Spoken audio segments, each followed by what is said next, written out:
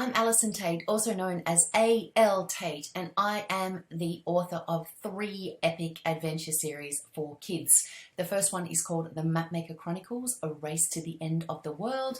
The second one is called The Adaban Cipher Novels. The first book in that is The Book of Secrets. And then, of course, I have my new books, the Maven and Reeve Mystery Series. Book 1 is called The Firestar, and you would know about book 2. It is called The Wolf's Howl, and it is out now.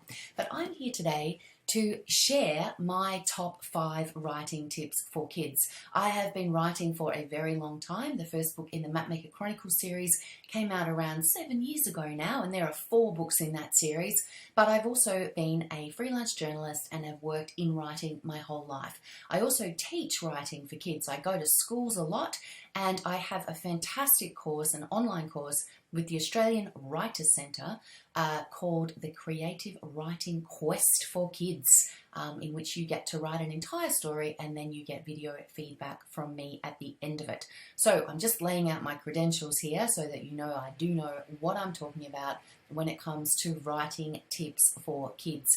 And if you're interested in having a look at any of the things that I talk about in this little video here, I will have some links on the page underneath it so that you can find them easily. But if you go to writerscentre.com.au/quest, you will find my online writing course there. But that's not what we're here to talk about, are we? We are here to talk about you, and we're here to talk about the top 5 writing tips so that you can make your writing even better. So we're on a pretty tight schedule here, so I'm going to have to get straight into it. So my first tip for kids everywhere, tip number 1, is that ideas are everywhere. Now, one of the things that kids always ask me when I go to schools is, Alison, where do you get your ideas? And what I always say to them is that ideas are all around us, and writers are just people who have trained themselves to actually see those ideas. Now, I'm going to give you a little bit of an idea of how that came about, and I will use The Wolf's Howl and The Firestar as examples as to where the ideas came from. So basically, The Wolf's Howl is set in a very bleak, very windy sort of a world, and there's actually, The Wolf's Howl is actually not an actual wolf, but the name of a very ferocious wind that blows across this fife, the Fife of Glorn. And I think I was inspired by this because I live on the south coast of New South Wales, and every single year ferocious winds come howling in from the west and drive us all a little bit crazy, because one thing you will know about being out in a wind is that it's incredibly irritating. So it affects everyone who lives here. And that was something that I was thinking about when I was writing, when I was coming up with my world, the world of Glorn, is what would it be like to live in a place where the wind never stops blowing. So one of the things that you can do when you're looking for ideas is to kind of have a look at what's happening around you and then think, how can I use this in a story? And remember, and this is really important, that what you get used to as a person because you live there all the time is something that can seem quite extraordinary to other people who are coming in and visiting. So that's one place where ideas come from. Now, when it came to writing book 1 of the Maven and Reeve Mysteries, The Firestar, that idea, or part of the idea for that story, came from something that I saw. So if The Wolf's Howl came from something that I felt with that wind, The Firestar came from something that I saw. And what I saw was a documentary. No, it was a news story that I saw, and it was about a farmer in England, and this was a few years ago. This is just something that, and this I would suggest, if you see something that makes you go, write it down. Because a few years ago, I saw this news article, and it was about a farmer in the UK, the United Kingdom, and the farmer had been clearing his fields, and he had come across what he thought was a rabbit hole. And he thought, I don't need a rabbit hole in the middle of my field. And so he decided that he would dig it out and then he was going to fill it in, because of course rabbit holes go down, down, down. So he needed to see how big it was. So he started to dig out this rabbit hole. And what he discovered was that it was not a rabbit hole at all. What it actually was a secret passage all the way down under the field into an amazing chamber. And the chamber was still set up. There was a table and chairs in there. There were carvings on the walls. And it was, they thought, a secret meeting place for an organization called the Knights Templar back in like the 15th or 16th century. So we are talking a really, really long time ago. And I saw that news article and I thought, oh, I do love the idea of a secret meeting place that looks like it might just be a rabbit hole, but then you go in and it opens up to this amazing world. And if you read the Firestar, A Maven and Reeve mystery, you will be able to see how that idea became the inspiration of part of the story. So I guess that's what I'm trying to say to you, is to look around you. Stories, ideas come from things you see, things you hear, things that, you know, excite you. Like maybe you'll even see a painting or something and think, oh, that's amazing. Think about how it makes you feel and then write it down. Because if you keep a little notebook with all of those little things that you see, like a dog running down the street with maybe sausages in its mouth or something when you're on the school bus, all of those things, write them down and you will never ever be short of a story idea. So that's tip 1. Ideas are everywhere. Now, tip number 2, my writing tips for kids, is you need to think about one big question when you're writing your story. Who is your main character? Now, when I say who is your main character, it's not just a matter of going, my main character is going to be a boy named Tom and he's going to be 8. You really need to dig deeper. We need to know more about Tom. What does Tom fear? What are his strengths? What are the things that he loves to do? Is he a big, kind of friendly, how do you like me so far kind of guy? Or is he a shy, geeky, I'm just going to kind of watch kind of guy? Because everything that happens in your story comes back to who your character is. And what you want to do is understand their strengths, whatever their strengths might be, whether they might run fast, whether they might think that they're brave, whether, like all of the different things that you can think of they might be. Think about that. And then you want to challenge those strengths. If they think they're the strongest person in the room, make them prove it. The other thing you really need to understand is what their weaknesses are. And then you need to exploit them.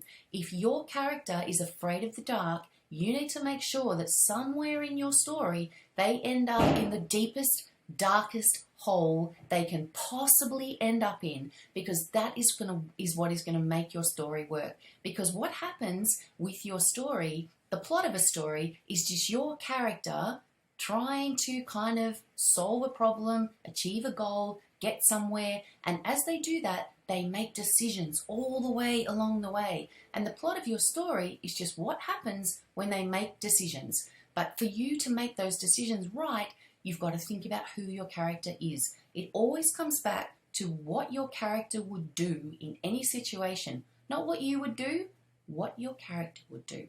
And that brings me to tip number 3, which is a really important one, and it's a question you need to ask yourself.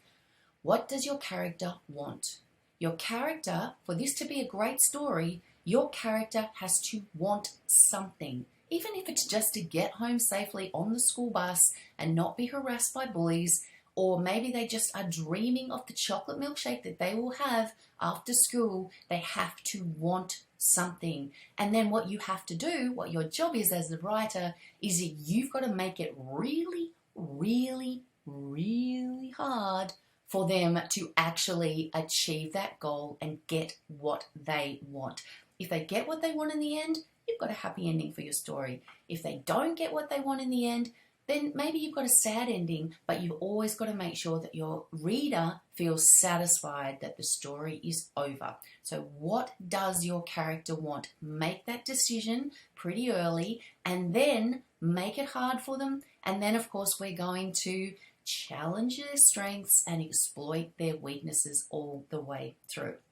Now, tip number 4, and this is a really big one, and it's a place with something that I see kids sometimes don't quite get there with, because I know this, and I'll tell you how I know this as we go through. The tip is put it on the page. if you are thinking it, if this is part of your story, it has to be on the page for the reader to see. Now, what do I mean by that? What often happens with kids is I will read a story and I'll say, look, I don't really understand how she became, a witch overnight. It doesn't, I'm not sure. And then the writer will go, oh, it's because of the blah, blah, and then this happened, and then that happened. And I'll be like, okay, you know what? That's great. And I know that you know this, but I don't know it as the reader unless you put it on the page. So you have to make sure that as a reader, everything I need to know about your story, about your character, about everything that's going to happen in that story, you need to make sure it is on the page for me. Now, this leads me to tip number 5, and it's a really, really important one, and it's one that makes everyone go, Alison, I can't believe you're even talking about this.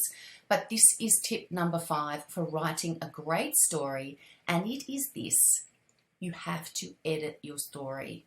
You have to edit your story. So when I say to you, make sure it's on the page, you may not actually manage to do that in the first go round. When you write the draft of your story, often you're so excited about what's happening and you know what's going on in your head. It's all up here in your head. But when you do the edit, that's when you make sure that it's on the page for the reader. And I've got a little tip for you when it comes to editing. So I edit in 3 stages. Yes, even me, with all of my many, many, many words, I always edit in 3 stages. The first time I read the story through, and I am reading it for story. Does this story make sense? Is there a beginning, a middle, and an end? Make sure all of those things are there. So read for story. The second time I read it, I'm reading for sentences. So this is me making sure that I'm using the best possible word, which can often be the simplest word. I'm using the best possible word for every single situation. So read it through for sentences, and then my last read through is what I call the full stop read through. And this is me checking that the full stops are there, the capital letters are there. This is me making sure the commas are in the right place. This is making sure there's no spelling mistakes. And this is the proofread. And this is the last run through that you will do before your story is ready to go out to the world and everyone can appreciate your genius. So there you go. Those are my top 5 writing tips for kids. I hope you've enjoyed them. I really hope that you enjoy reading The Wolf's Howl or The Firestar or whichever A.L. Tait novel you have. If you want to find out more about my books, go to AlisonTait.com, ALLISONTAIT.com/books, and there'll be lots more information there. Thank you very much for listening to all of my tips, and hopefully I will see you again some other time.